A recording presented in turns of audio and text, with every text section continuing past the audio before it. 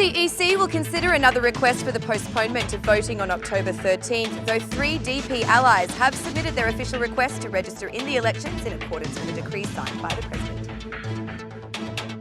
The Albanian Financial Intelligence Unit has raised the alarm about the increase in the phenomenon of fraud occurring through email interventions targeting bank customers and individuals, causing significant financial loss.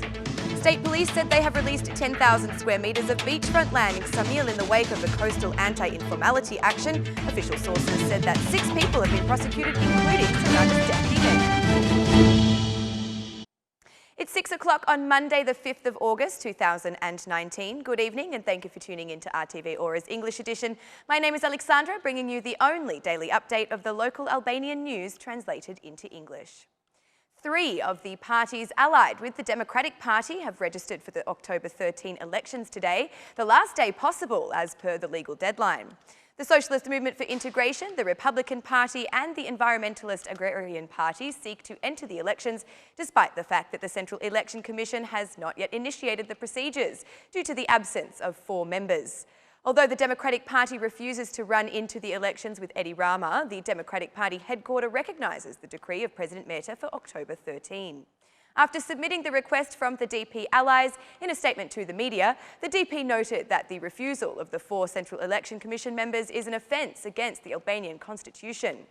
Biba, Skenderi, Yorgaci and Bitri have taken summer vacations, and for this reason, the Central Election Commission remains only with the chair, Clement Zuguri, present. Meanwhile, the President's decree on conducting the vote on October 13 has still not yet been published in the official notebook.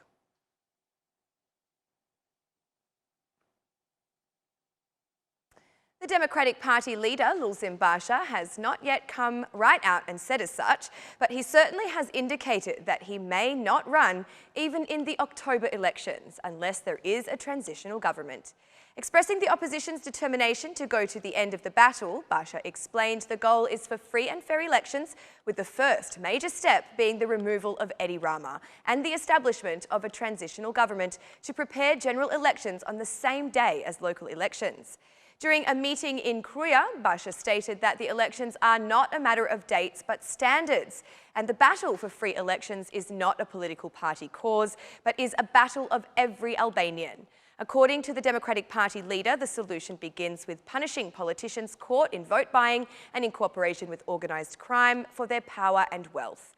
According to Basha, the sacrifice of the united opposition and the citizens who supported it was rewarded on June 30 through the mass rejection of the vote.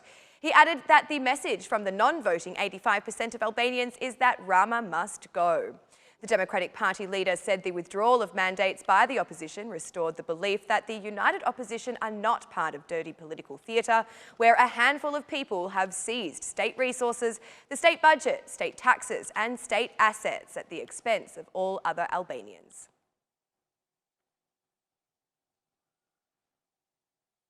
According to President Ilir Meta, the imaginary victories of Rama and Basha have become a real threat to the country's future.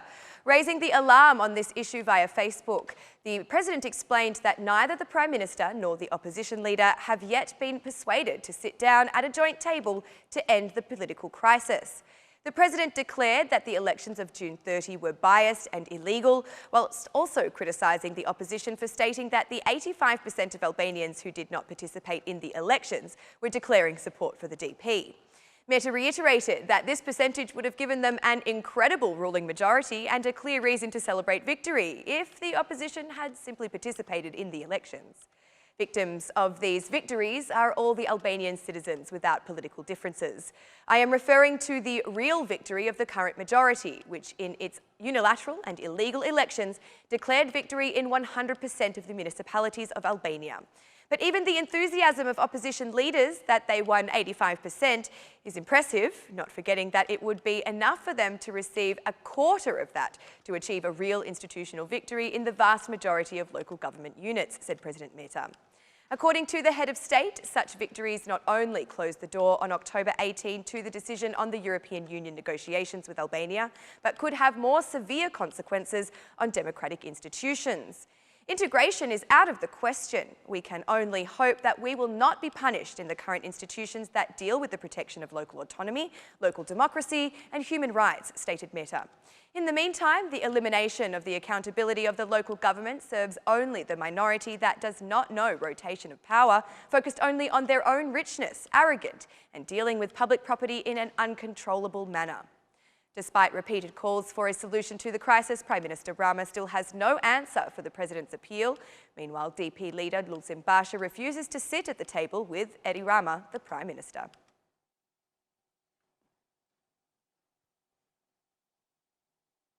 The Albanian Financial Intelligence Unit has issued the alarm for increased cases of financial fraud through email interference to the detriment of individuals, businesses or bank customers. This phenomenon has widely been observed in Tirana as well as in some other cities of the country where losses have been significant for both individuals and businesses. Scammers will pretend to call, email or text pretending to be the victim's bank or a service provider or claim to be selling a product. False emails alert customers of the need for audit or other such fiscal problems, such as that they need to change their account details or IBAN numbers. In this way, clients are falling prey to fraud, paying scammers by sending their money to another bank account controlled by the persons involved in the illegal activity. Victims usually only realise that they have fallen for a fraud after the payment has been made. In these cases, the injured party has no opportunity to recover the payments they have made, as the funds are immediately withdrawn by the fraudsters who conceal their true identities. The Albanian Financial Intelligence Unit told RTV Ora that other methods have also been identified, such as individuals or malicious groups diverting bank transfers. On the other hand, the cybercrime sector reports that in 2017 there were 140 denunciations, while in 2018 there were 115 reports, indicating that the number of incidences of this crime are on the decrease. However, the average monetary damage per instance is rising significantly and quickly. For this reason, institutions appeal to citizens to communicate in advance with their partner companies or the bank before making payments to ensure that the account changes are genuine and that there is no scheme to steal or divert funds during their transfer in the banking channels.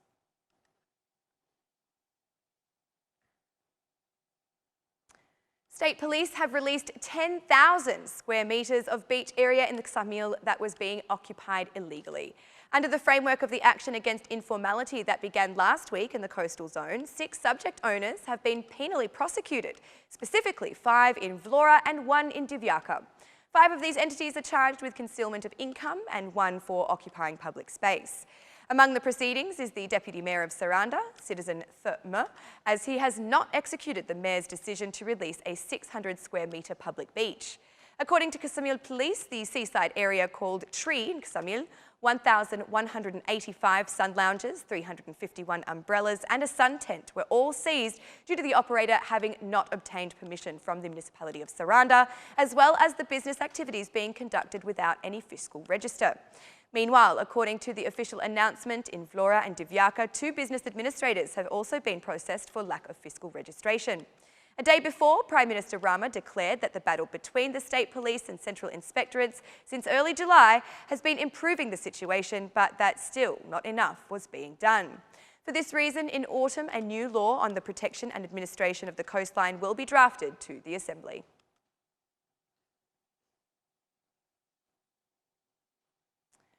Decorative stone extraction firms in the Tamori mountain have been protesting in the village of Novi in the Skrapar district as, according to them, they have been prevented from continuing their work by the police. Following the administrative court ruling overturning the government's decision of Council of Ministers to declare Tamori Park as a national park, firms have decided to resume work after a 22-month suspension in the area. Their truck launch was blocked by numerous police forces in the village of Novi, where rapid intervention forces came to the aid of the Barati police. Berat District Police Directorate has confirmed they have not been informally informed with the decision of the administrative court. They confirmed that the moment this decision is notified to police, it will be implemented. But the executives of the decorative stone extraction companies considered the intervention by the police to prevent their work as completely unjust. They said that even if they were not officially allowed to go on with their work after the court ruling, they would be raised in protest. Meanwhile, the Ministry of Tourism is gathering petition signatures to further appeal the administration's decision to the Supreme Court. And that's the news across the country today. Thank you for watching our English edition this evening, and be sure to join us again every Monday to Saturday at 6 p.m. for the latest news from Albania. Once again, on behalf of Aura News, thank you and good night.